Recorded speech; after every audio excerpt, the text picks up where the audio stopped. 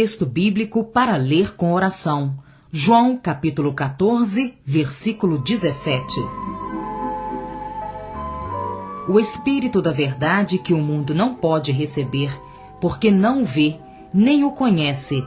Vós os conheceis, porque ele habita convosco e estará em vós. Nossa necessidade urgente, o Espírito do Deus Triuno. Neste livrete, e especialmente neste capítulo, queremos ver qual é a nossa necessidade urgente. Nossa necessidade hoje é nada mais do que o Deus Triuno como o Espírito. O Evangelho de João enfatiza que necessitamos do Espírito, que é a realidade da vida divina. João nos mostra também o princípio da vida versus bem ou mal. Se desejamos ter uma vida adequada da igreja, precisamos viver e trabalhar segundo a árvore da vida e não segundo a árvore do conhecimento do bem e do mal. Veremos algo relacionado com isso no capítulo 2. No capítulo 3, teremos comunhão a respeito de 2 tipos de fruto que a vida produz por meio de nós. 2 tipos de fruto. Precisamos andar pelo Espírito para produzir o fruto das virtudes cristãs, a fim de ser prevalecentes no Evangelho, gerando o fruto de pessoas salvas, regeneradas com a vida divina. Não podemos descrever plenamente o relacionamento entre nós e Deus. De acordo com Gênesis capítulo 1, versículo 26, Deus criou o homem à sua imagem. É grandioso que tenhamos sido criados à própria imagem do Deus Triuno, não é mesmo? A Bíblia nos mostra que a intenção de Deus em nos criar à sua imagem é fazer-nos um com Ele. O homem, como a criação de Deus, deve tornar-se um com Deus. O desejo divino é que a humanidade torne-se uma com a divindade. Poucos cristãos percebem que a intenção de Deus é fazer a si mesmo um conosco. Ao nos fazer um com Ele, Ele se faz um conosco. É maravilhoso ter os pecados perdoados e receber a redenção de Cristo. É maravilhoso ser regenerado com Deus, de Deus e por Deus. Mas devemos lembrar que a intenção de Deus na redenção e também na regeneração é que nós e Ele sejamos unidos como um. 1 Coríntios capítulo 6, versículo 17 diz assim: aquele que se une ao Senhor é um espírito com Ele. Como crentes em Cristo, estamos unidos ao Senhor e somos um espírito com Ele. Será que em nossa vida diária você percebe que é um com Deus e que é um espírito com o Senhor? A Bíblia diz que fomos feitos à imagem de Deus, que renascemos dele. Você pode conferir isso na sua Bíblia. João capítulo 1, versículo 13 e João capítulo 3, versículos 3 e 6, e que somos um espírito com o Senhor. Agora temos de perguntar como podemos tornar-nos um espírito com o Senhor. A Bíblia nos diz que Deus é espírito. João 4, 24, e também menciona o Espírito de Deus. Gênesis 1, 2 e Romanos 8, 9. Em ressurreição, o Senhor Jesus, como Cordeiro de Deus, tornou-se o Espírito que dá vida. 1 Coríntios capítulo 15, versículo 45, parte B. Além disso, o terceiro da Trindade é o Espírito Santo. O Espírito de Deus, o Espírito que dá vida, e o Espírito Santo são o único Espírito. Precisamos dos 66 livros da Bíblia para nos revelar o único Espírito.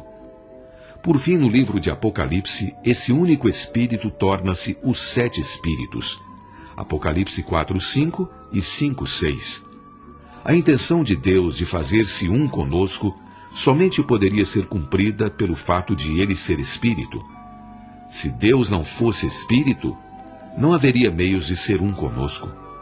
Deus tem de ser Espírito, e Ele é o Espírito. Deus tornou-se homem, e depois cumpriu a redenção na cruz como o Cordeiro de Deus, e em ressurreição tornou-se o Espírito que dá vida. Louvado seja o Senhor. Então, quando Ele vem a nós como o terceiro da Trindade, ou a terceira pessoa da Trindade, Ele é o Espírito Santo. Por ser tal Espírito, Ele é capaz de ser um conosco. Depois que o Senhor Jesus, o Deus encarnado, morreu na cruz e entrou em ressurreição, ele voltou aos discípulos, soprou neles e disse: recebei o Espírito Santo. João 20, 22. Nessa época, ele era o Espírito e insuflou-se nos discípulos como o Espírito. É muito fácil o ar entrar em nós. É ou não é? É só respirarmos. Quando o ar entra em nós, ele passa a ser um conosco. Aonde formos na terra, o ar nos seguirá e estará até mesmo em nosso destino, esperando ali por nós. Se não respirarmos o ar, mesmo por pouco tempo, podemos morrer. O Deus triuno é semelhante ao ar onipresente. O Deus triuno é uma pessoa maravilhosa e divina, mesclada com a humanidade como um ar divino para que o inalemos e desfrutemos dele. Não podemos entendê-lo plenamente, mas podemos experimentá-lo o tempo todo. Depois de estabelecida por vários anos numa cidade, a igreja tem a tendência de envelhecer. A degradação provém da velhice. Temos de saber por que nos tornamos velhos. Sabe qual é a razão? A razão é que somos carentes do Espírito, o qual é o Deus triuno processado. Hoje recebemos o Espírito do Deus triuno que passou pelo processo de encarnação, viver humano, crucificação, ressurreição e ascensão. Embora tenhamos tal Espírito, somos carentes dele. Podemos ter muito conhecimento, terminologias e doutrinas, mas somos carentes do Espírito. A realidade de todas as doutrinas da Bíblia é o Espírito. O Espírito é chamado de Espírito da realidade. João 14, 17. Se não houvesse Espírito, Deus não seria real. Sem o Espírito, Deus não é real para nós. Por quê? Porque a realidade de Deus é o Espírito. A realidade de Jesus Cristo e a realidade da ressurreição de Cristo são o Espírito.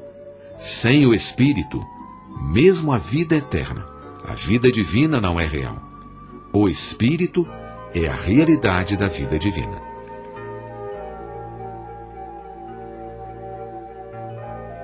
Texto bíblico para ler com oração. João, capítulo 20, versículo 22. E havendo dito isto, soprou sobre eles e disse-lhes: recebei o Espírito Santo. O Espírito é também a realidade de muitíssimos outros itens, tais como a justiça. Sem o Espírito, não há justiça. Sem o Espírito, também não há humildade verdadeira. Alguém pode parecer muito humilde, mas isso de fato não é humildade. Na verdade, o Espírito é a realidade de nossa humildade. Amor sem o Espírito é pura falsidade. Nosso amor natural é falsidade, porque tem motivação própria. Visto que o nosso amor não é o Espírito, ele então não é real.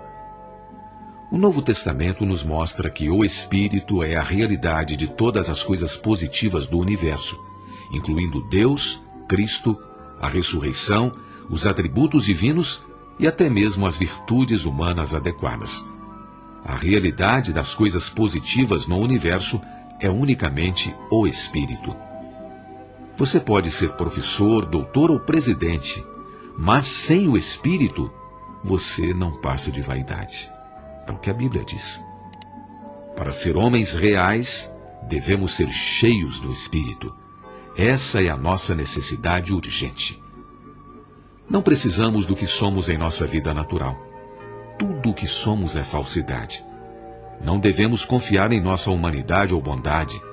Nada do que somos é digno de confiança. Romanos 3,4 diz: seja Deus verdadeiro e mentiroso todo homem. Se alguém pensa que é verdadeiro, deve considerar-se Deus, porque a Bíblia fala que somente Deus é verdadeiro. Dizer que alguém é bom significa considerá-lo Deus. Se você diz verdadeiro, você está blasfemando. Apenas Deus é verdadeiro. Todos somos falsidade. A realidade é o Espírito. O Espírito é tudo o que necessitamos. Doutrinas, terminologias e questões sem o Espírito são condenadas. Nosso não é condenado e nosso sim também o é. O mal é condenado e o bem é igualmente condenado. Gênesis 2 fala da árvore do conhecimento do bem e do mal. Veja que não é a árvore do conhecimento do bem ou do mal, mas a árvore do conhecimento do bem e do mal. A árvore do mal é também a árvore do bem. Nem mal nem bem é vida. A árvore do conhecimento do bem e do mal nos traz morte. Versículo 17 do capítulo 2 de Gênesis.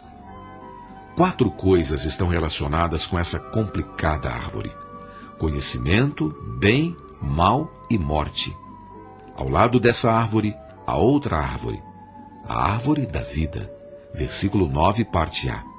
Esta árvore é pura, simples, simplesmente de vida. Nela não há conhecimento, bem ou mal envolvidos. Ou seja, não há morte nela. Quanto mais conhecimento você tem, mais veneno da morte você recebe. Quanto mais fala do bem e do mal, do sim e do não, do certo e do errado, mais você é envenenado com a morte. Em tantos anos de serviço nas igrejas, raramente estive numa igreja em que se não fale sobre quem está certo ou quem está errado. Aonde quer que um servo de Deus vá, alguns casos lhes são apresentados e as pessoas pedem que decida questões de sim ou não, de certo ou errado, de deve ou não deve. Esse é o veneno da serpente, que é o veneno da morte. Nossa necessidade é o Espírito. Que o Senhor possa iluminar os olhos do nosso coração para que possamos receber isso. Nossa necessidade é o Espírito. Os cristãos sempre gostam de falar sobre reavivamento. Contudo, em todo o Novo Testamento a palavra reavivamento não é usada. Por muitos anos eu não soube o motivo disso, mas hoje percebo que não precisamos de reavivamento. Precisamos do Espírito. O Espírito está aqui hoje, está em mim e está em você. Se você carece de ar, é tolice dizer que você precisa de reavivamento. O ar está aqui. Basta você respirar, é ou não é? Para que o ar entre. Talvez você até precise de respiração profunda e específica muitas vezes por dia. Os que são regenerados não precisam de reavivamento. O Espírito, que é vida, está em nós como ar. Simplesmente precisamos inalá-lo. Se todos abandonarmos tudo mais e cuidarmos de inalar o Espírito, seremos muito saudáveis. Pare as fofocas com os irmãos, pare as fofocas com a esposa, simplesmente ore. Não ore pelos outros dizendo: Senhor, tem misericórdia dele para que ele se arrependa. Não. Você não precisa orar dessa forma. Antes deve orar por si mesmo: Senhor, tenha misericórdia de mim. Brilhe sobre mim e a partir do meu interior, ilumine os olhos do meu coração. Após 10 minutos desse tipo de oração, você terá uma profunda sensação de que o Espírito se move dentro de você. Você será então cheio, não de conhecimento, mas do Espírito. Muitas vezes não precisamos falar muito em oração, simplesmente invoque: ó Senhor Jesus. Se você invocar o nome do Senhor por 10 minutos sem falar mais nada, experimentará a respiração adequada. Falar muito em oração e mencionar muitas coisas em relação aos outros pode eliminar a respiração adequada. A respiração adequada é simplesmente invocar o nome do Senhor. Você não precisa nem mesmo confessar as falhas com muitas palavras. Quanto menos palavras você usar e quanto mais invocar o nome do Senhor, melhor. Enquanto você discute com a esposa, troque a sua discussão pelo invocar: ó Senhor Jesus. Isso não apenas acabará com a discussão, mas também o levará a estar cheio do Espírito. Orar e ser cheios do Espírito é tudo o que necessitamos. Meu encargo é ressaltar essa nossa carência. Estamos carentes do Espírito. Hoje, os santos nas igrejas podem ter muito conhecimento, muita terminologia e muito discernimento com relação aos outros e não com relação a si mesmos. Isso simplesmente mata as igrejas e os santos, os irmãos, e anula as coisas da vida divina. Se estamos certos ou errados, se somos bons ou maus, não importa. Estamos carentes do Espírito. Podemos ouvir muitas mensagens com relação a Cristo com base na palavra. Mas quando a ouvimos, apenas mais terminologia é infundida em nós. Depois, ao voltar para casa, o irmão pode dizer que o ensinamento foi muito bom, mas outro talvez diga que não foi tão bom assim. Um pode exaltar o pregador, outro diz que não pode elogiá-lo. Essa conversa definitivamente não é saudável e nem é vivificante. É mortificante. Hoje todos precisamos do Espírito. Somos carentes do Espírito. Esse é o motivo por que podemos estar em uma situação, quem sabe, lamentável, né? De criticar, de condenar as pessoas, de fofocar. Alguns podem dizer, eu sou a favor desse. E outros, eu sou a favor daquele. Isso é semelhante ao que era falado pelos santos na igreja em Corinto, onde cada um dizia, eu sou de Paulo, e eu de Apolo, e eu de Cefas, e eu de Cristo, 1 Coríntios 1,12. Esse falar é mortificante e é prova categórica de que estamos carentes do Espírito. Quanto do Espírito temos hoje? Não devemos dizer que o experimentamos muitos anos atrás. Você pode ter bebido muita água ontem, mas se você não beber água hoje, amanhã, nos próximos dias, você poderá até morrer, não é? Podemos estar carentes da água viva do Espírito por 3 meses ou mais. Não considere os outros, não. Devemos considerar-nos na luz. Eu gosto de me manter cheio da água viva a todo o tempo. Gosto de estar cheio do Senhor Jesus como o Espírito que dá vida. Não gosto de ser cheio de conhecimento. Espero que todos digam, Senhor Jesus, enche-me do teu Espírito. Odeio terminologias, odeio fofocar, odeio murmurar, odeio argumentar e falar dos outros, ou até falar de mim mesmo. Odeio todos esses tipos de falar. Quero apenas uma coisa. Quero ser cheio de ti como o Espírito. Texto bíblico para ler com oração. João, capítulo 4, versículo 14. Aquele, porém, que beber da água que eu lhe der, nunca mais terá sede. Pelo contrário, a água que eu lhe der será nele uma fonte a jorrar para a vida eterna. Se você eleva um ministro da palavra ou o condena, se você toma o partido dele ou é contra ele, você ainda está na árvore do conhecimento. Alguém pode dizer, eu sou a favor dessa pessoa, enquanto outro diz, eu nunca serei a favor dele. Mas ambos estão completamente na segunda árvore, e não na árvore da vida. Estão sim na árvore do conhecimento do bem e do mal. Em 1 Coríntios capítulo 1, versículo 12, Paulo condenou o irmão que disse que era de Cristo, bem como o que disse que era de Paulo. Paulo talvez tenha dito, não diga que vocês são de Paulo, antes, eu, Paulo, é que sou por vocês. Devemos fazer cessar todo o falar mortificante. Essa será a nossa salvação. Nosso falar mortificante será usado pelo sutil, a velha serpente, para espalhar o seu veneno mortal. O que precisamos é de o Espírito. Não considere que você conhece algo. Paulo disse que ele plantou e Apolo regou, mas Deus fez crescer. 1 Coríntios capítulo 3, versículo 6. O doador da vida é o único. Em vez de ser os meios pelos quais Deus pode dar vida aos outros, podemos dar morte a eles. Devemos parar todo o falar mortificante, voltar ao Senhor e invocar, ó Senhor Jesus. Devemos esquecer tudo mais e simplesmente invocar o nome do Senhor. Primeiro devemos invocar o nome do Senhor diariamente. Depois, nada saber que nos leve a falar de forma mortificante. Terceiro, amar uns aos outros, mas não com uma motivação impura. Isso seria política, e não amaríamos como cristãos, mas como políticos. Quarto, devemos viver Cristo. Viver Cristo, andando em nosso espírito. Não devemos considerar o que é certo ou o que é errado. Devemos apenas saber como andar em nosso espírito. Em nosso espírito, não é? Está o Espírito de Deus. Quando andamos pelo Espírito, Ele anda conosco e desfrutamos e vivemos Cristo. Quinto, devemos falar Cristo aos outros. Quer sejamos oportunos, quer não, como está escrito em 2 Timóteo 4:2.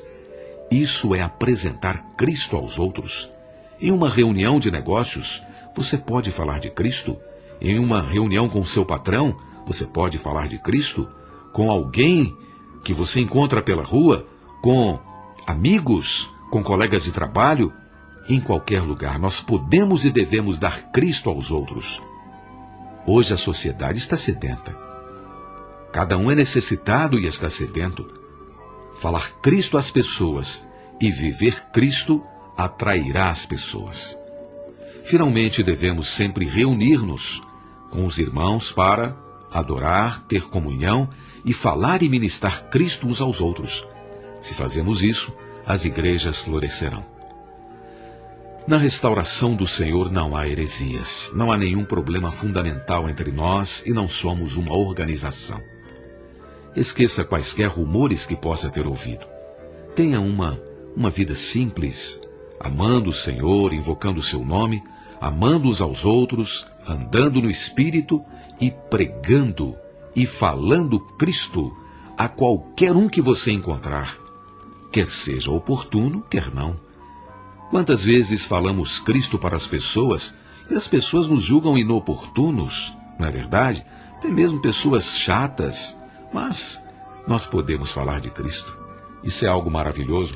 É a única realidade que há no universo é Cristo. Nós podemos falar Cristo para dentro das pessoas. Então devemos fazer o máximo para ir às reuniões, seja em casa, em pequenos grupos ou mesmo numa reunião muito grande. Assim desfrutaremos o Senhor. O que somos será expresso e isso saciará a sede da sociedade de hoje e satisfará a necessidade das pessoas. Espontaneamente seremos o candelabro, uma luz acesa e estaremos aptos a atrair outros. As pessoas serão salvas por meio de nós. Tomemos esse caminho positivamente. Todos os santos são amáveis e ninguém merece ser criticado. Por isso não precisamos gastar tempo com coisas negativas. Alguns temem que nos desviemos, mas não sejamos ansiosos pelo amanhã. Nenhum de nós pode viver o amanhã. Nesse sentido, não temos mesmo amanhã. O que temos realmente é só hoje, não é? Tudo o que temos é hoje. Esteja em paz e desfrute a vida da igreja. A partir de agora, espero que não haja mais falar negativo. Sempre que ouvir algo negativo, lembre quem fala com você que não deve falar dessa forma. É o Espírito.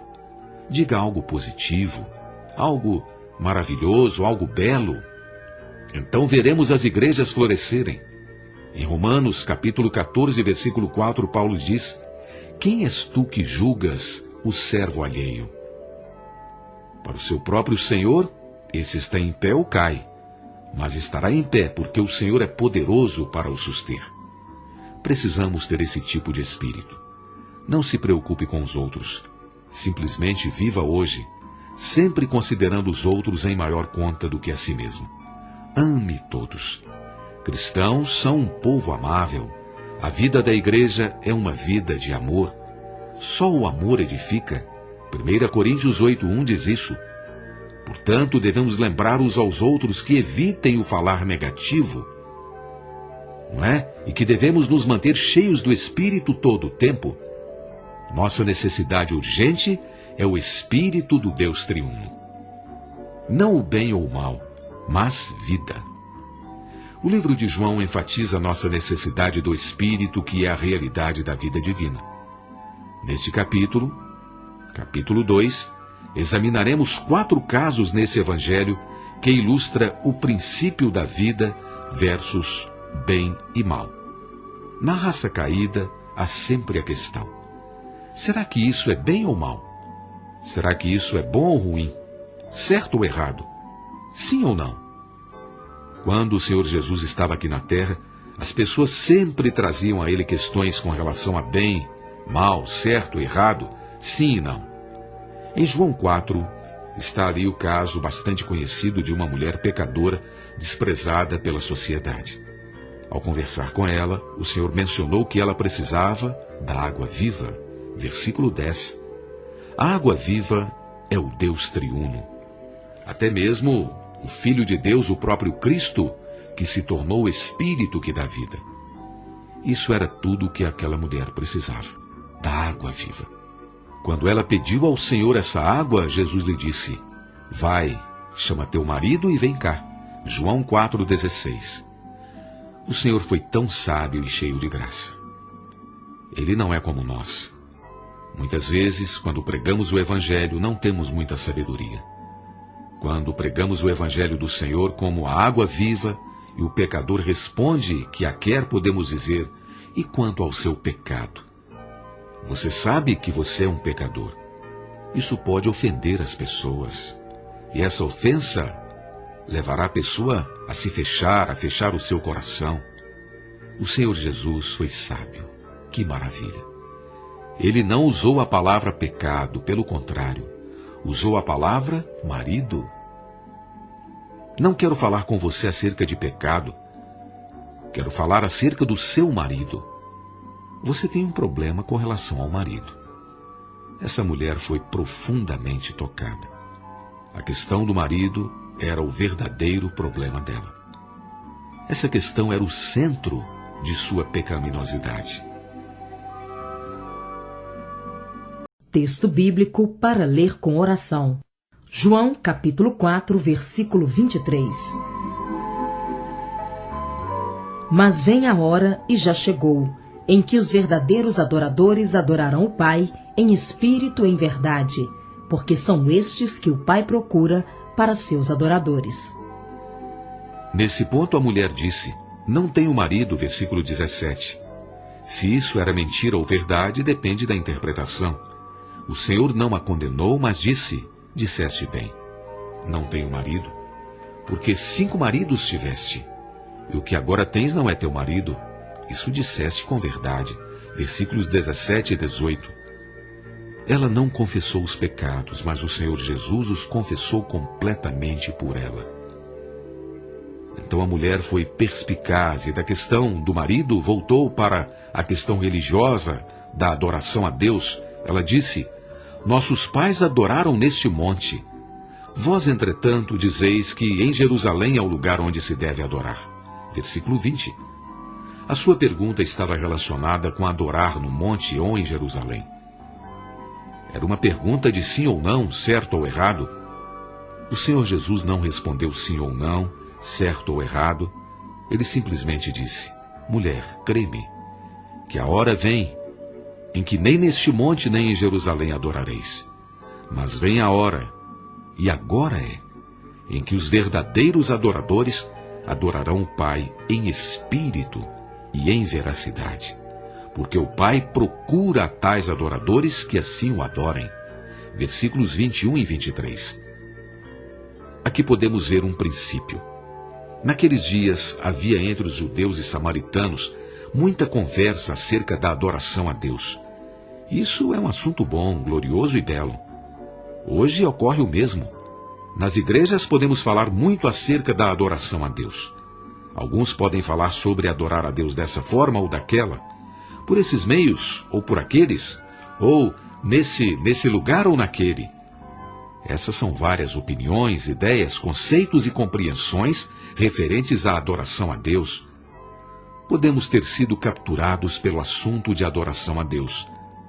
Contudo, podemos ter negligenciado ou esquecido de adorar a Deus. Que adorar a Deus não é de modo algum segundo a forma exterior visível, mas em nosso espírito. Aquele que adoramos não é visível, ele é espírito. Sua natureza e essência são espírito, tal como a natureza e essência de uma mesa são madeira. Devemos perceber que aquele que adoramos não exige que o adoremos em certo lugar, de certa forma, não é? Ele é espírito, essencialmente. Não podemos tocar a eletricidade com um pedaço de madeira. Devemos usar metal para tocá-la para nos eletrificar. Da mesma maneira, apenas o espírito do homem pode tocar esse Deus que é espírito. Falar sobre formas, falar sobre maneiras, nada significa.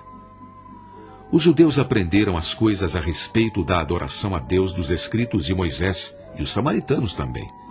A história nos conta que os samaritanos tinham um Pentateuco e adoravam a Deus segundo essa parte do Antigo Testamento, como faziam também os judeus. Os dois povos tinham o mesmo trecho da Bíblia, mas interpretações distintas. Os judeus diziam que tinham de adorar a Deus no Monte Sião, a parte central de Jerusalém. Mas os samaritanos diziam que deviam adorar a Deus em Samaria. Nesses dois lugares, dois povos sustentavam dois conceitos. Um povo dizia que seu conceito era segundo a Bíblia, e o outro dizia que seu conceito era mais segundo a Bíblia ainda. Essa mulher pecadora, desprezada e perspicaz, trouxe ao Senhor Jesus a questão da adoração. Ela queria saber quem estava certo e quem estava errado. Tinha apenas o conceito, o conhecimento a respeito da adoração a Deus. Esse mero conhecimento nada significa. Se você realmente se preocupa com a adoração a Deus, deve saber que o próprio Deus aqui, a quem adoramos, é espírito em sua essência. A adoração não depende de regulamento, conhecimento, lugar, formas, nada. Tudo depende de que parte de seu ser você usa para adorar a Deus. Você usa o espírito, a mente ou o seu corpo. Quando visitei Jerusalém, vi muçulmanos adorar a Deus prostrando-se no chão. Eu disse a mim mesmo: o que vocês estão fazendo aí? Não percebem que isso é abominável aos olhos de Deus? Eles tiravam os sapatos porque consideravam o seu lugar de adoração sagrado e o substituíam por chinelos especiais e caros. Então eles se colocavam em fila e seguiam outros que se inclinavam ajoelhados diversas vezes. Eles adoravam a Deus por meio de um exercício físico. Contudo, o Senhor Jesus nos disse àquela mulher, e diz a nós através dessa passagem, que a adoração não é nesse lugar ou naquele lugar, nem na mente, nem mesmo no corpo, mas no nosso espírito humano. Deus é espírito e importa que os seus adoradores o adorem em espírito. João 4:24, confira isso na sua Bíblia. Devemos aprender a exercitar o espírito. É possível conversar muito acerca de adorar a Deus, mas esquecer que a adoração a Deus só pode ser prevalecente no espírito. Não conversemos acerca de formas ou de como. Devemos perceber que tudo o que diz respeito a Deus deve ser no espírito. Volte ao espírito. Isso deve ser renovado entre nós.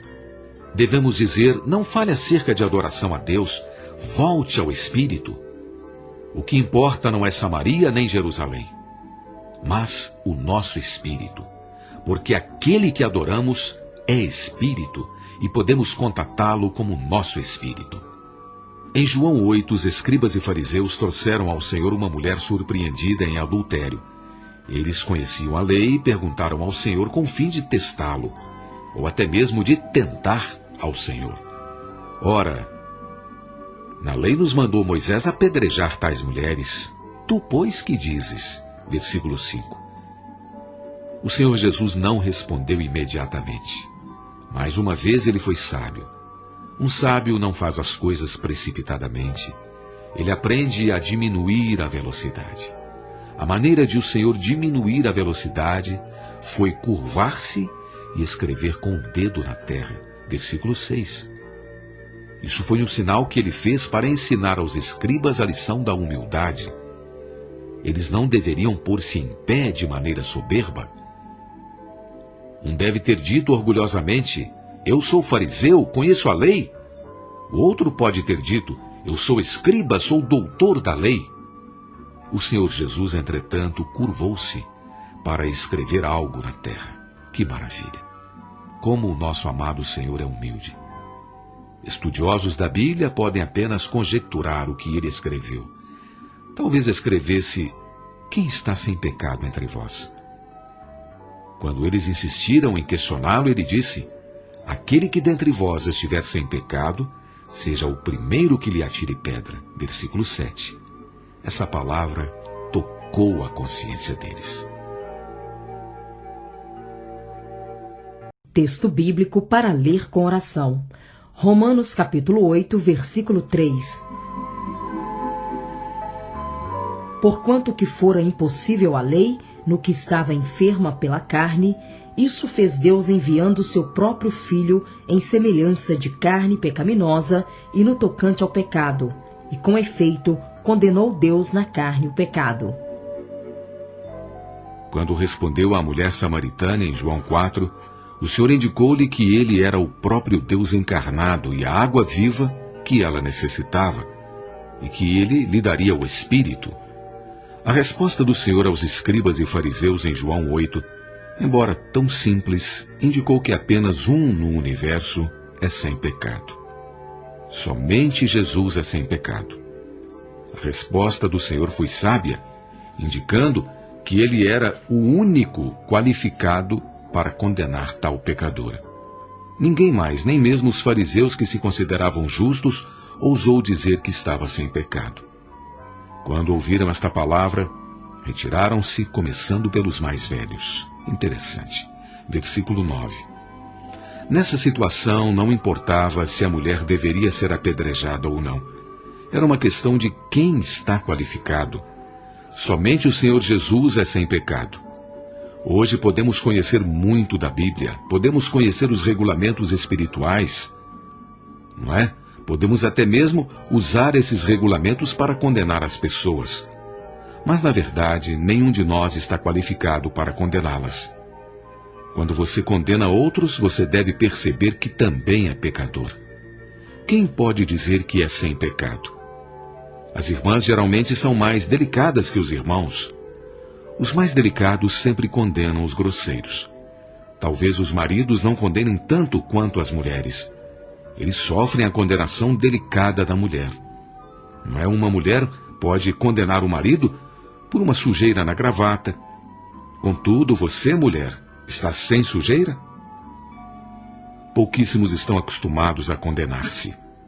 Todos estamos acostumados a condenar outros. É 2 vezes mais fácil ver o erro dos outros do que os próprios erros. Quantos dias no ano você criticou outros? Se houve um dia em que você não criticou ninguém, você deve ser o único. Você critica pai, critica mãe, você critica colegas, qualquer pessoa que você vê, você critica. Você pode criticar os parentes e mesmo os presbíteros. Se você tem 15 ou 50 anos de idade, já houve alguma coisa que você viu nos outros e não criticou? Talvez você critique tudo o que vê. Na vida da igreja, nós vemos um ao outro diariamente.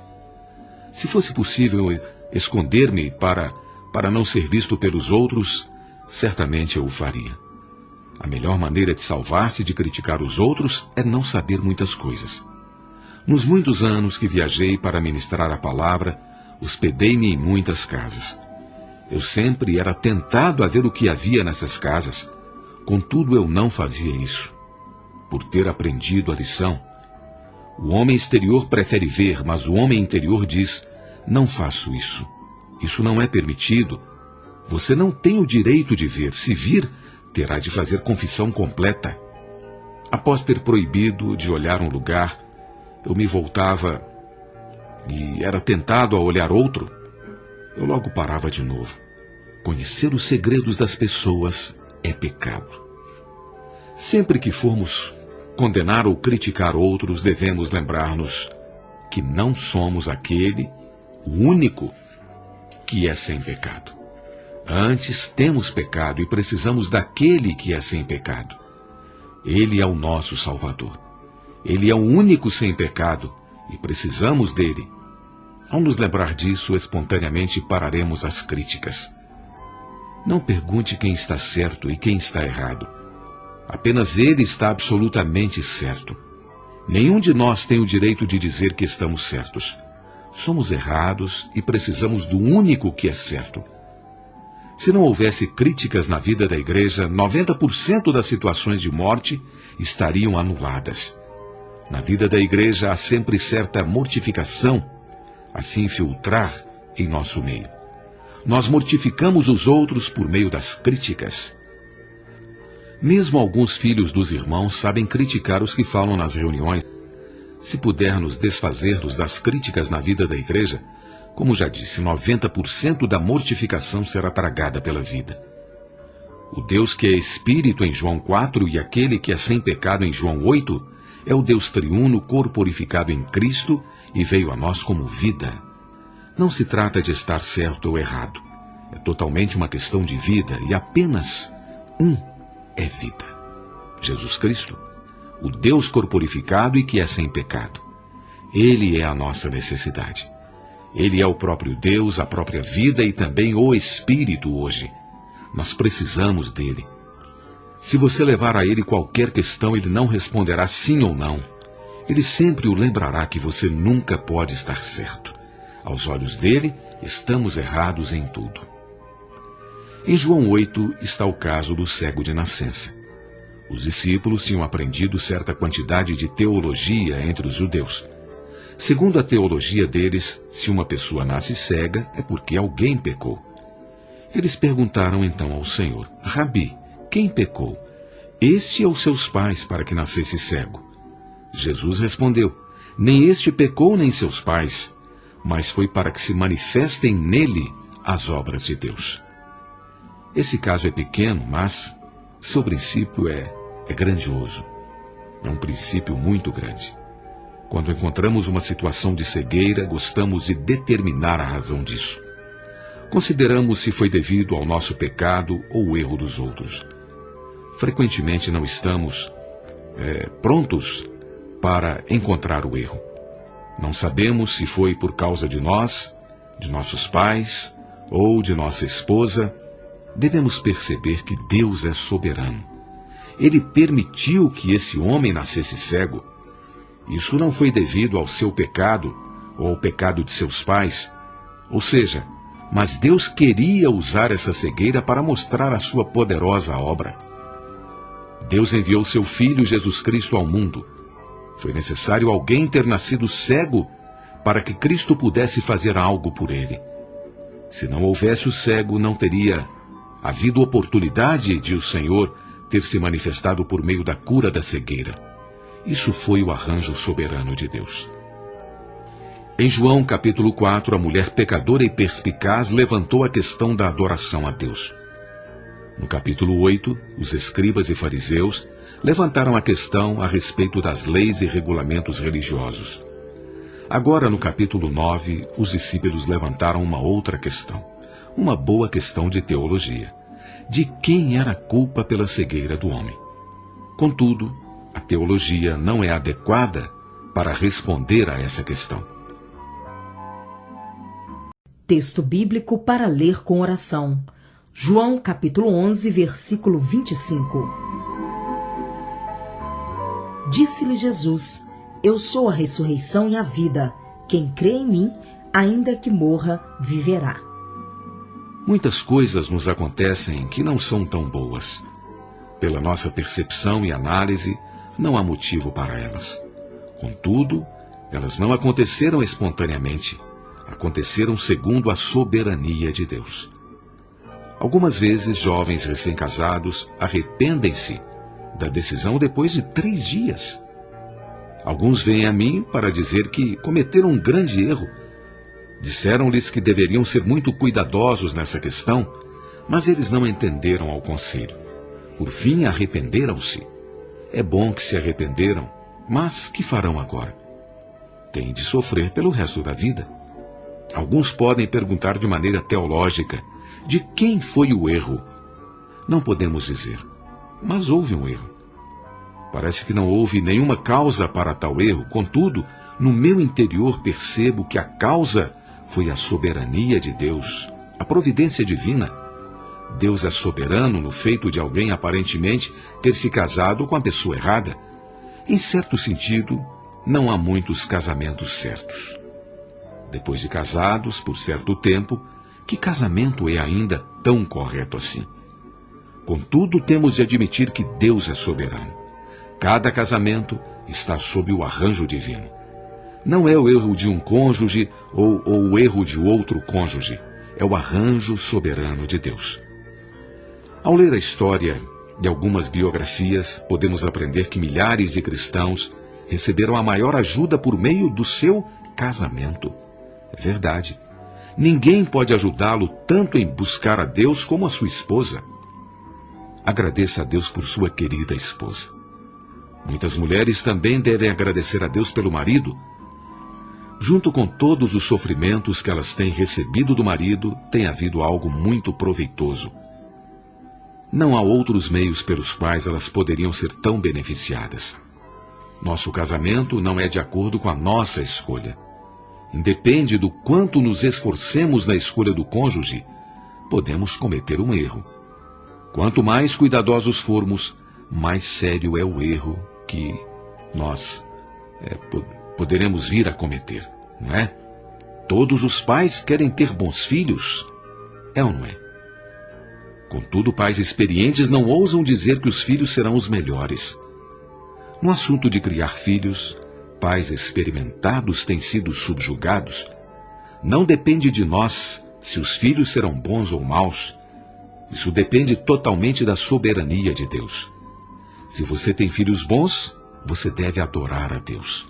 Se tem filhos maus, deve adorar a Deus ainda mais, porque com essa situação você será muito beneficiado. Podemos preferir que o nosso primeiro filho obtenha um doutorado, o segundo seja médico e o terceiro seja um governador de estado? Queremos uma família maravilhosa, com filhos maravilhosos? Até diríamos, vejam só, não é a bênção de Deus?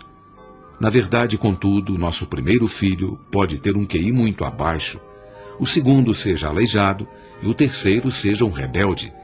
Nenhum deles pode ser bom. Quase sempre acontece isso. Cremos no arranjo soberano de Deus. Não importa que tipo de circunstância ou situação haja, é o arranjo soberano de Deus para que Ele mostre sua misericórdia sobre nós e nos dê mais da sua graça. O homem, em João capítulo 9, era cego de nascença, aparentemente sem motivo algum.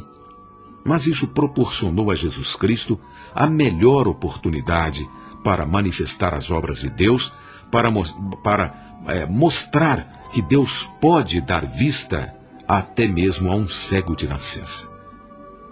Isso foi algo de Deus para a sua glória. Não devemos falar de coisas segundo a teologia ou conhecimento, analisando a causa. Isso não funciona. Devemos admitir que o arranjo soberano de Deus prevalece.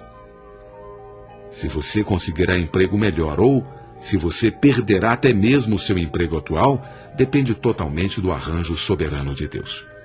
Espero que muitos tenham uma agradável vida da igreja, mas somente Deus sabe se será agradável ou não.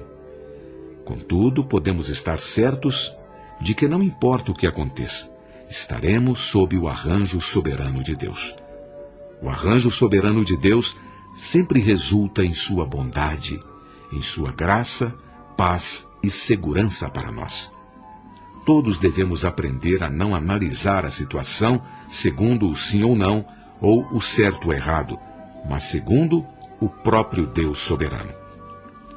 Em João 11 temos o caso incomum e interessante de Lázaro. Você conhece. Quando Lázaro estava seriamente doente, suas duas irmãs, Marta e Maria, enviaram a notícia ao Senhor Jesus. Geralmente, ao receber o relato, Jesus teria ido logo cuidar do doente, mas nesse caso ele não o fez. Antes retardou propositadamente a visita por 2 dias. Depois de 2 dias, os discípulos podem ter ficado desapontados. Talvez pensassem: por que não quiseste fazer algo por Lázaro? Os discípulos ficaram desapontados. Só então o Senhor Jesus disse-lhes que iriam ver Lázaro. Quando Jesus chegou a Betânia, Marta veio encontrá-lo. Disse ela: Senhor, se estiveras aqui, não teria morrido meu irmão. O Senhor ressaltou-lhe que se ele estava atrasado ou na hora, isso nada significava. Não é? Se ele estava ou não atrasado, isso nada significava, pois ele estava ali como a própria ressurreição.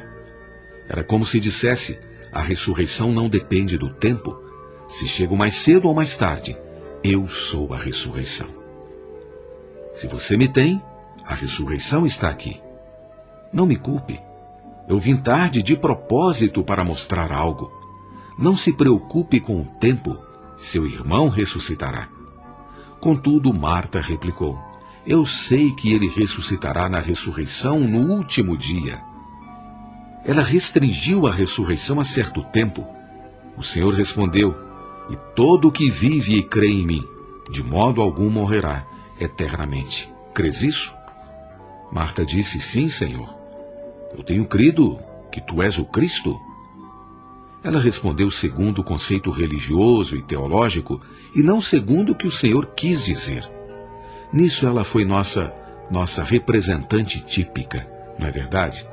Ressurreição não é uma questão de estar atrasado ou de estar na hora certa, é questão de ter Cristo ou não. Ele é a ressurreição. Esqueça o tempo, o que está à sua volta, as circunstâncias, todas as situações, esqueça tudo. Tudo isso nada significa.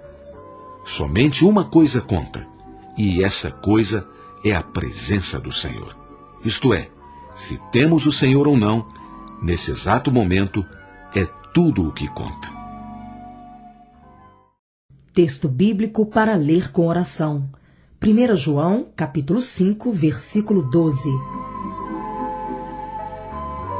Aquele que tem o Filho tem a vida. Aquele que não tem o Filho de Deus não tem a vida. O caso em João 4 nos mostra que a adoração a Deus não é questão dessa ou daquela forma de ser aqui ou ali. É questão de estar no Espírito. O caso no capítulo 8 nos mostra que o conhecimento de regulamentos da religião nada significa. Devemos perceber que somos tão pecaminosos quanto os outros. E devemos lembrar-nos que necessitamos do único que é sem pecado, Cristo. Os críticos precisam de Cristo. Não temos nenhum direito, posição ou qualificação para criticar, porque nós também somos pecadores. Nós também temos pecado. Antes precisamos do único que é sem pecado, o Jesus vivo. Hoje, esse Jesus vivo é o próprio Espírito que está em nosso espírito. Quando você for criticar alguém, volte-se ao Espírito. Seu Espírito lhe dirá: não critique, você é igual a ele. Ele é pecador e você também é pecador. Antes, você precisa do único que pode resgatá-lo do pecado, Jesus Cristo, o único sem pecado. Louvado seja o Senhor. O caso no capítulo 9 nos mostra que em qualquer situação que estivermos, devemos lembrar-nos de que precisamos de Jesus. E Jesus hoje é o Espírito que dá vida. Quando quisermos saber a causa de nossas situações, devemos perceber que é simplesmente o arranjo soberano de Deus. Deus é soberano. Ele planejou que você estivesse nessa situação. Não se preocupe com o motivo. Buscar um motivo não passa de teologia. Enquanto o caso no capítulo 4 nos mostra que a adoração a Deus é uma questão de lugar, o caso no capítulo 11 revela que a ressurreição não é uma questão de tempo, é questão de uma pessoa viva, Cristo. Se o tivermos, teremos a ressurreição. Ele disse: eu sou a ressurreição e a vida. Se esperamos ter uma boa vida da igreja, devemos aprender com esses 4 casos. Esqueça o lugar, os regulamentos, a causa e o tempo. pare de criticar os outros, quer estejam certos, errados ou mesmo seriamente errados. Se você vir os maus feitos dos outros, devemos lembrar-se de que você também comete erros. Eles podem estar errados de uma maneira, mas você poderá estar errado de outra maneira. Você não é sem pecado, então deve lembrar-se de que precisa de Cristo como Espírito que dá vida para resgatá-lo de seu pecado. Se quer ter uma boa vida da igreja, você certamente deve aprender todas essas lições. Em 1943 fiquei muito doente e não pude fazer nada por 2 anos e meio. Nesse período estive distante das reuniões, da família, da casa e da obra. Estava sempre sozinho com o Senhor. Foi nessa época que ele me mostrou as 2 árvores em Gênesis 2. A primeira é a árvore da vida. A vida é o Deus triuno processado. A árvore da vida indica Deus, Cristo e o Espírito que dá vida como uma única pessoa. A outra árvore é a árvore do conhecimento do bem e do mal. Naqueles 2 anos e meio, eu me arrependi muito da minha obra e ministério, que era muito segundo a árvore do conhecimento do bem e do mal, com pouco da árvore da vida. Eu fui muito iluminado nessa ocasião. Em 1942, houve um distúrbio na igreja em Xangai contra o irmão Ni, e ele se tornou alvo de ataques. Devido a isso e à perseguição do exército japonês invasor, a igreja lá parou de reunir-se. Alguns irmãos que amavam o Senhor ainda permaneceram lá. Eles não saíram da igreja, mas não havia a vida da igreja. Nessa mesma época, o ministério do irmão Ni foi interrompido. Ele não pôde ministrar por 4 anos. No verão de 1946, as igrejas em Nanquim e Xangai começaram outra vez a se reunir com um pequeno número de irmãos, e eu fui convidado a visitá-los. Alguns irmãos vieram a mim com a mesma questão. Você poderia dizer que o irmão Ni nunca esteve errado? Eles queriam sim ou não como resposta. Esse foi o momento certo para mim. Eu acabara de ver algo a respeito da árvore da vida e também da árvore do conhecimento do bem e do mal, e me arrependera de meu passado tão envolvido com essa segunda árvore, a árvore do conhecimento do bem e do mal, em questões de certo ou errado, de sim e não, de pode e não pode. Portanto, ousei não responder sim ou não. Ousei não exercitar nada da árvore do conhecimento. Eu tive uma única resposta para essa questão. Perguntei: antes de vocês pensarem que o irmão Ni estava errado, como era a sua vida espiritual? Todos eles responderam que eram cheios de vida. Então perguntei: como tem sido a sua vida espiritual desde que tomaram a posição de achar o irmão Ni? Ni estava errado? Alguns choraram, dizendo que a sua vida espiritual tornara-se um caos. E eu lhes disse: isso é forte indício de que o Senhor Jesus não quer que prestemos atenção se os outros estão certos ou se eles estão errados. Quando você toca nessa questão, toca morte. Mesmo que você esteja certo, você foi mortificado, e quando você falou disso a outros, eles também foram mortificados. Então a morte espalhou-se na vida da igreja. Não se trata de certo ou errado. Trata-se de vida ou morte. Não é questão de espalhar a verdade ou meros rumores. Se tocar qualquer coisa que mortifica, você também mortificará todos os demais. Eu enfatizei a eles os 4 casos do Evangelho de João.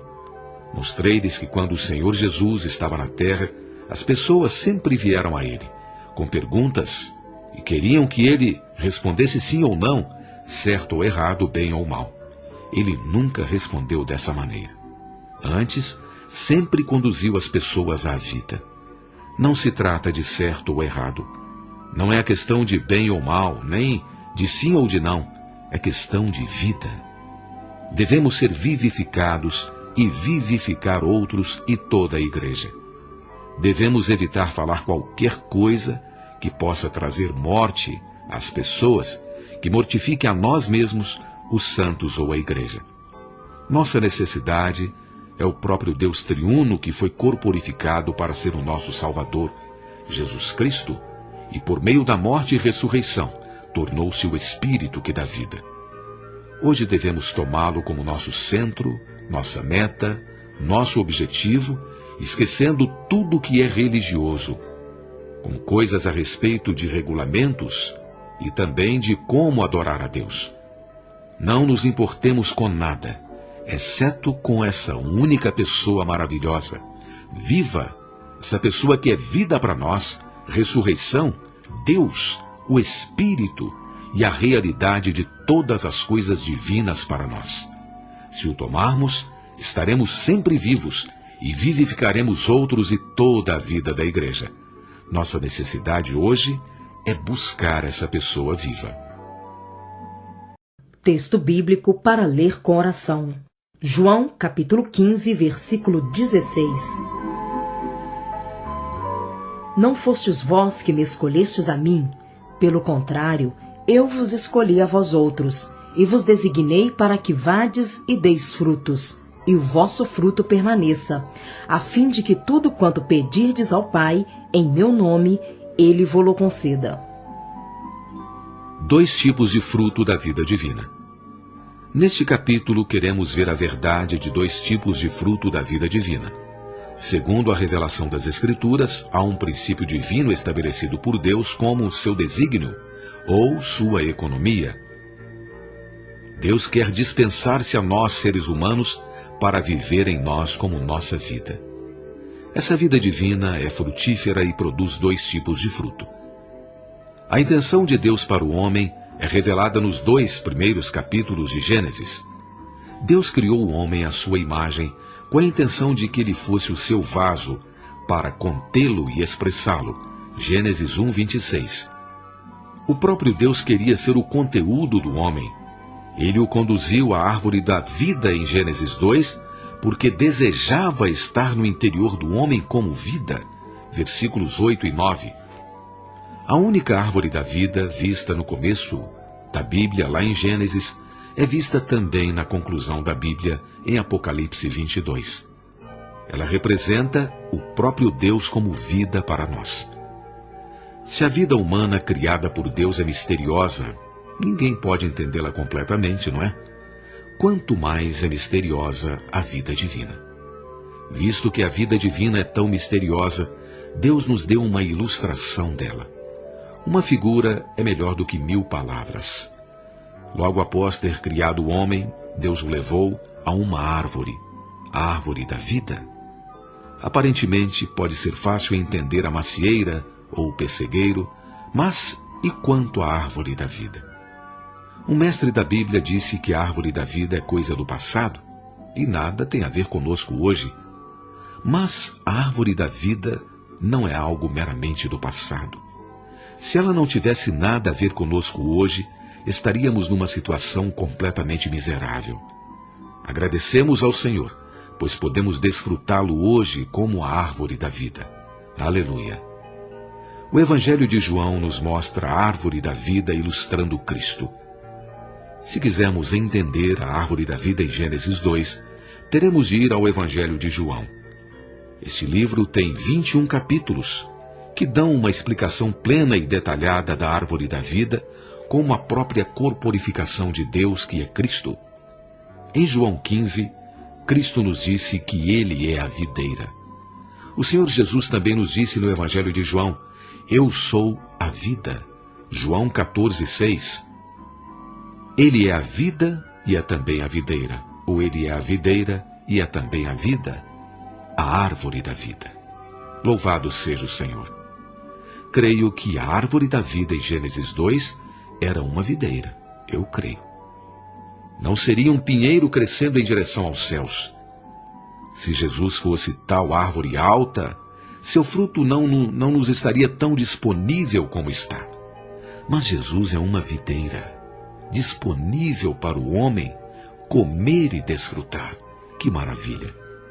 Em Apocalipse 22, a árvore da vida crescendo dos 2 lados do rio, significa que ela é uma videira, espalhando-se e acompanhando o fluir da água da vida.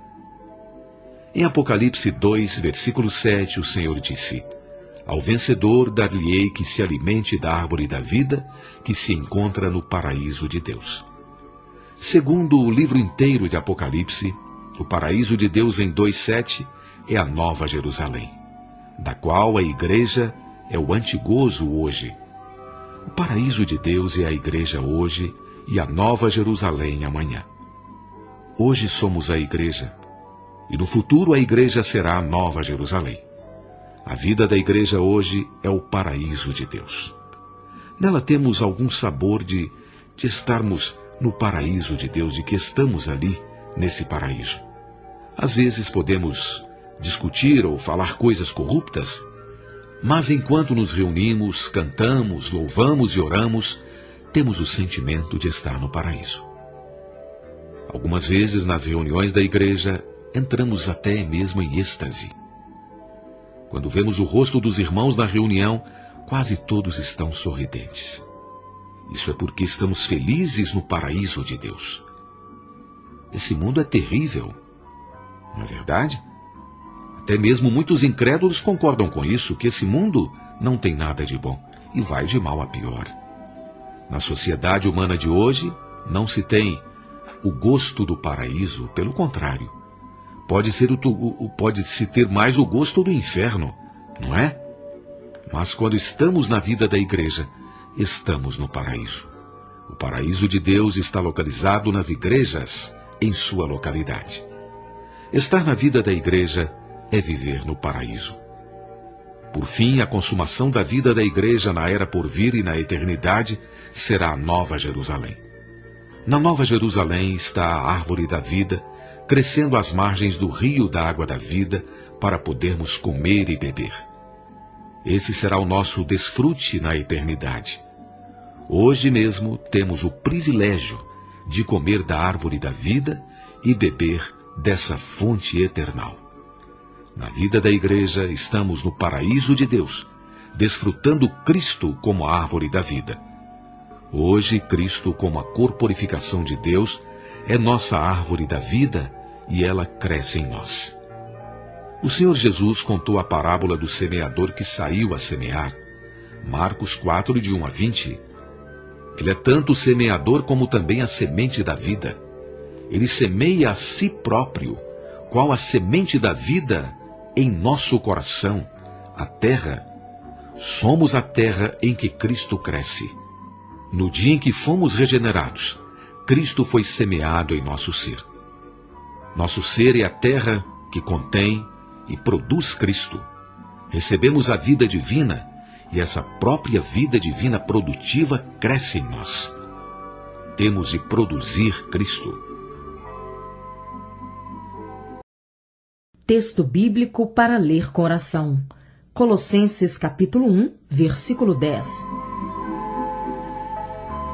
A fim de viverdes de modo digno do Senhor, para o seu inteiro agrado, frutificando em toda boa obra e crescendo no pleno conhecimento de Deus.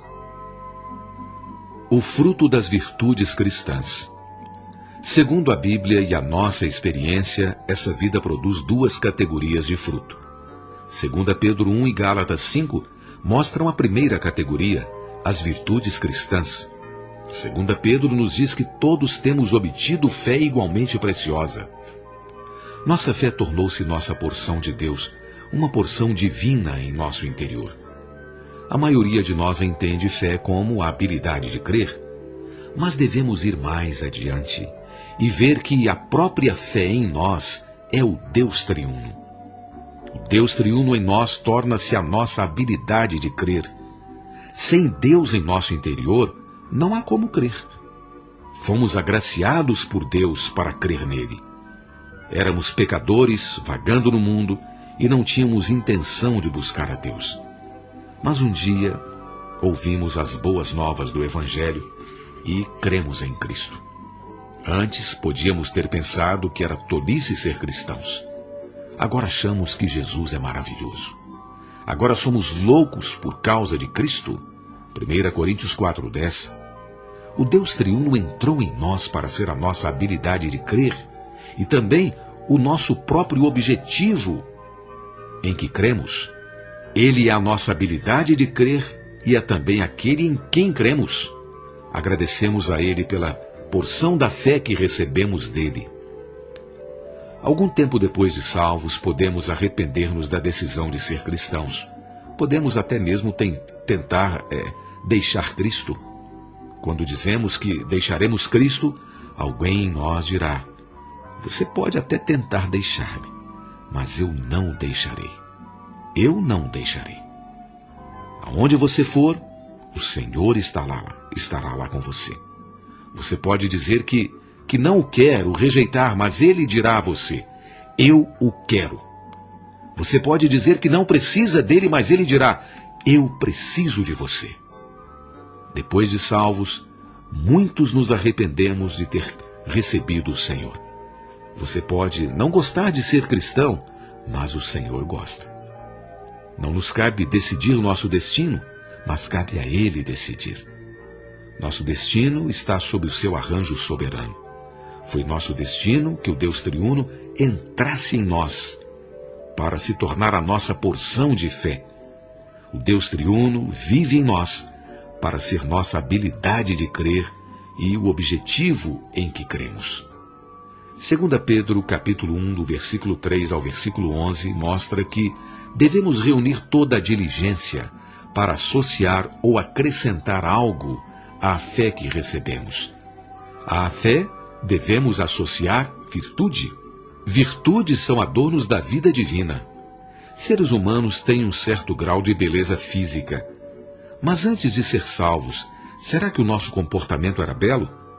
Podemos ser bonitos na aparência, mas e quanto ao nosso comportamento? Quando perdemos a calma, podemos parecer-nos com um demônio. Por haver muitas coisas feias por aí, não é? Existe também muitas coisas horríveis em nosso comportamento. Mas depois de salvos, em certo grau, espontaneamente, tornamo-nos gentis, pacíficos, mansos e humildes. Os que nos conheciam podem ter dito: por que você está tão feliz? O que aconteceu a você? O que aconteceu foi que Jesus entrou em nós. Por isso, espontaneamente, passamos a ter certa beleza no comportamento, em nosso viver diário, em nossas palavras, em nossas atitudes. Temos a porção da fé dada por Deus e os adornos expressos no viver diário. Esses adornos expressos são virtudes. À virtude devemos associar ou adicionar conhecimento. Por um lado, somos loucos por causa de Cristo. Por outro, somos plenos do conhecimento. Sabemos de onde viemos, onde estamos e para onde vamos. Os incrédulos não sabem essas coisas. Vivem à procura disso. Virtude precisa do suprimento abundante do conhecimento de Deus e de Jesus como nosso Senhor. Então, ao conhecimento precisamos adicionar domínio próprio. Alguns santos ficam muito agitados nas reuniões da igreja. É de todo adequado chegarmos agitados nas reuniões, mas, quando estamos muito agitados, precisamos aprender a nos acalmar. Os jovens têm de se compadecer dos mais idosos, que não são capazes de gritar muito alto. Devem aprender a se controlar. Domínio próprio é o exercício de controle do ego nas suas paixões, desejos e hábitos. Isso precisa ser adicionado ao conhecimento para o adequado crescimento em vida. Então, ao domínio próprio, temos de adicionar perseverança. Domínio próprio e perseverança seguem juntos, como dois irmãos gêmeos. Se tivermos domínio próprio, certamente teremos perseverança. Sem domínio próprio, nunca poderemos perseverar em nada. Domínio próprio é para lidar com nós mesmos. Perseverança é suportar outros e as circunstâncias. À perseverança, precisamos ajuntar piedade. Piedade. Piedade é Deus expresso. É um viver que é igual a Deus e expressa a Deus. Quando exercemos controle sobre o ego e suportamos os outros e as circunstâncias, a piedade precisa ser desenvolvida na vida espiritual para que sejamos como Deus e o expressemos. À piedade, a expressão de Deus, precisamos adicionar amor fraternal. Ao amor fraternal devemos ajuntar amor, o amor divino, o mais nobre e elevado amor. Esse amor é muito mais alto, forte, muito maior do que o amor fraternal. Nesse ponto do crescimento de vida, estamos plenos de Deus. Estamos em Deus e temos o próprio Deus como nosso amor. Fé pode ser considerada como semente de vida, e esse amor mais nobre pode ser considerado como fruto da semente de vida no pleno desenvolvimento. Fé é Deus e amor também é Deus. Deus tem dado a si mesmo para ser a nossa porção em nós, como nossa fé. Se formos diligentes em adicionar virtude à fé, conhecimento à virtude, domínio próprio ao conhecimento, perseverança ao domínio próprio, piedade à perseverança e amor fraternal à piedade, teremos o próprio Deus como a substância real do amor divino. O resultado da fé como a semente de vida, crescendo em nós até o pleno desenvolvimento, é que Deus e nós nos tornamos uma só entidade. A divindade está mesclada com a humanidade para nos constituir em homens-Deus. Todas essas virtudes, em 2 Pedro capítulo 1, são um tipo de fruto. Se as expressarmos dia após dia, seremos muito frutíferos. Dia após dia, no andar diário, devemos expressar tal fruto. Do contrário, as pessoas não serão capazes de ver fé, virtude, conhecimento, domínio próprio, perseverança, piedade, amor fraternal ou o amor divino em nós. Então seremos estéreis, infrutíferos nessas virtudes. Se vivermos tomando Cristo como nossa vida, expressaremos o fruto das virtudes cristãs diariamente. As virtudes em 2 Pedro 1 são, na verdade, atributos de Deus. Deus é fé, Deus é amor, e Deus é todas as nossas virtudes cristãs. Os atributos ou características de Deus tornam-se nosso suprimento em diferentes aspectos. Quando esses atributos divinos são expressos por meio de nós, no nosso viver diário, nos nossos relacionamentos, em nosso trabalho, em nossa família, com as nossas esposas e as esposas com seus maridos, tornam-se então nossas virtudes. Essas virtudes cristãs têm sido enchidas dos atributos divinos. Os atributos divinos expressos nas virtudes humanas são as virtudes cristãs, o fruto de nosso caráter. É importante dizermos aqui que a divindade mesclada com a humanidade nos constitui homens-Deus. Mas é importante também dizermos que em vida e natureza, e não em deidade. Em vida e natureza, mas não em deidade, que fique claro. Aleluia.